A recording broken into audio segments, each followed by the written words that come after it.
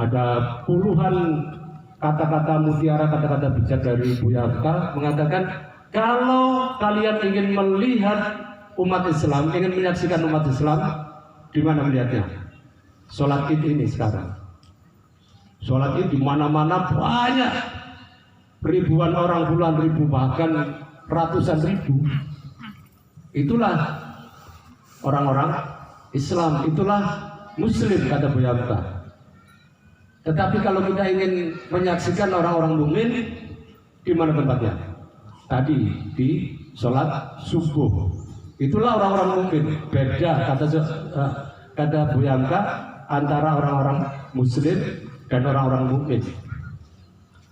Mengapa demikian? Karena memang orang-orang yang Muslim belum tentu masuk iman di dalamnya. Di Al-Hujurat insyaallah ayat 14, ketika orang-orang Badui mengatakan amanah, kami beriman. Kul lam tu'minu, belum. Katakan kul aslamna, kalian ini baru Islam. Kenapa? Walamma tadkhulul imanu bi qulubihim, karena imannya belum masuk ke dalam hatinya. Kalau Islam sudah bersyahadat, sudah Islam. Tetapi untuk menjadi beriman, tesnya tadi kata Buya Hamka disuruh melihat ketika sholat subuh. Jadi kita sering mendengar ya bahwa orang-orang kafir terutama Yahudi baru akan takut, ngeri kepada orang-orang Muslim kalau jamaah subuhnya sudah seperti jamaah Jumat. Wah, itu baru orang-orang Yahudi akan ngeri, akan ketakutan terhadap orang Islam. Apakah sudah terjadi ini di Indonesia? Belum, ya, belum. Tapi begitu, meskipun belum, tapi Yahudi sudah takut ke Indonesia, nggak berani. Timnas Israel tidak jadi datang ke Indonesia. Coba bayangkan kalau kita sholat subuhnya jamaahnya sudah bisa seperti sholat Jumat, itu timnas Israel nggak perlu dilarang, dia pasti ketakutan, nggak akan berani datang ke Indonesia.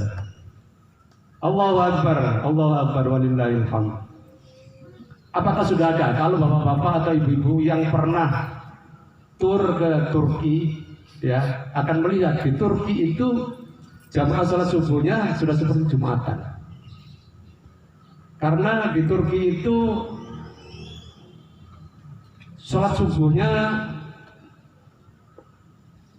waktu tunggunya sangat panjang. Kalau di kita, saya kira kalau di masjid di BRM Sukos ini biasanya berapa? 10 menit, 7-10 menit ya. Di Turki, masjid Turki bisa setengah jam menunggu jamaah itu. Jadi orang-orang yang sudah mau berangkat kerja sudah pakai pakaian seragam kantor, seragam pekerja, itu sudah ikut subuh, kemudian pagi sudah langsung berangkat. Karena itu jumlah mereka sangat besar. Karena itu wajar kalau yang paling ditakuti oleh Yahudi Israel sekarang adalah Turki. Barangkali ini indikatornya.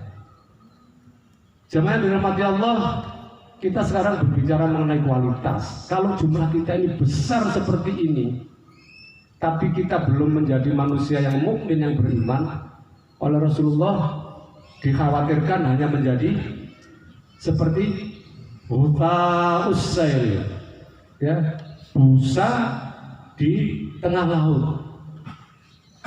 Jumlahnya besar tetapi terombang-ambing ke sana kemari. Tidak ada kekuatan yang real, hanya busa saja. Ini sudah jauh-jauh hari diingatkan Rasulullah SAW dalam sebuah hadis yang sangat terkenal, yusiku an tada'alaikumul umamu kama tada'al aklatu an qas'atiha. Nanti suatu ketika hati-hati kamu, umat Islam ini akan dijadikan keroyokan, bancaan oleh umat-umat yang lainnya, sebagaimana orang bacaan, kenduran, ngeroyok makanan, tumpeng itu. Para sahabat kan sangat terkejut mendengar itu. Qala wa min qilla nahnu yaumidin ya Rasulullah, ya Rasul, apakah karena kita ini sedikit ketika itu sehingga kita ini dijadikan bancaan oleh kelompok-kelompok lain? Bala, kata Rasulullah, bukan. Wal antum kafiruna, kalian nanti itu jumlah kalian akan sangat-sangat besar. Walakinnakum ghutaun ka ghuta'is saili. Tetapi jumlahmu yang besar tadi itu, kamu itu hanya seperti buih di laut. Seperti buih, ya buih di laut, terombang-ambing. Para sahabat terkejut, ya tercenung mendengar penjelasan Rasulullah SAW ini.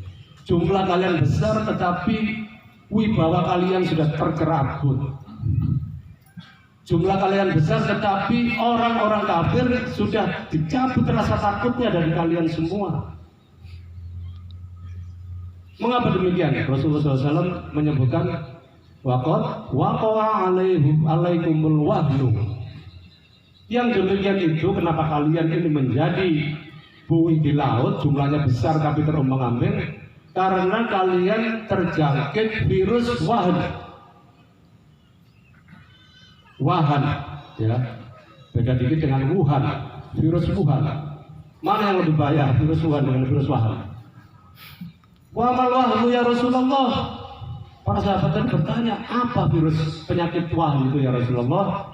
Rasulullah SAW menjawab, hubbud dunya wa karahiyatul maut. Cinta dunia dan takut mati. Ini dua sisi dari satu keping mata uang. Kalau orang sudah hubbud dunya, gandengannya pasti karahiyatul maut, cinta dunia, takut mati. Ini penyakit Wuhan yang sudah diingatkan oleh Rasulullah SAW 15 abad yang lalu. Sekarang baru ada virus Wuhan, COVID-19. Ya, menyebar di seluruh dunia, tetapi korbannya bukan tetapi ya. Berapa? 4 juta, 5 juta seluruh dunia. Sekarang virus Wuhan seluruh dunia, orang-orang terjangkit virus Wuhan ini. Kalau virus Wuhan dengan prokes, ya ibu bapak, menjaga jarak, ya jaga jarak dari flex itu kan otot ya. Flexing itu memamerkan otot. Jadi kalau ada pertandingan binaraga itu flexing namanya, dia memamerkan ototnya. Sekarang ini orang flexing memamerkan kekayaannya. Nggak ada rasa malu, ya, nggak ada rasa empati kepada orang lain. Dia pamer kekayaan tanpa peduli dari mana asal kekayaannya itu. Coba lihat itu, ibu-ibu pejabat, ya, itu yang tas yang namanya apalagi itu mereknya, Louis Vuitton, Chanel, Hermes, itu tas harganya bisa miliar, bisa 700 juta. Jadi kalau kita ibu-ibu ke pasar bawa tas, ya dicopet orang, yang diambil dompetnya kemudian tasnya dibuang, ini enggak. Dicopet tasnya, dompetnya dibuang, tasnya dibawa lari oleh maling karena harganya ratusan juta. Ini flexing, ini virus Wuhan yang jelas terjadi di sekitar kita. Pejabat, istrinya, ya, kemudian anak-anaknya. Sehingga kemudian ketika Allah kemudian dari lingkaran orang-orang hedonis ini terputus satu dan terbongkarlah semuanya. Dari mana mereka mendapatkan uang-uang? Ternyata uang itu semuanya uang haram. Karena tidak kaget kemudian kalau Mahfud MD mengatakan ada 349 triliun uang haram yang tidak ketahuan dari mana asal usulnya. Bagaimana mungkin 349 triliun? Coba kalau ibu-ibu ini beli pecel gitu segitu ya, sak Sidoarjo ini gelegean semua. Tapi Pak Mahfud MD nggak tahu dari mana ini uang ini.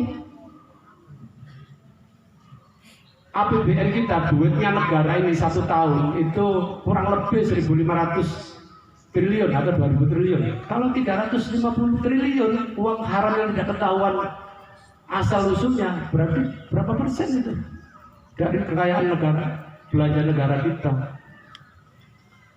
Nah, itulah yang kemudian lari ke orang-orang yang flexing ini.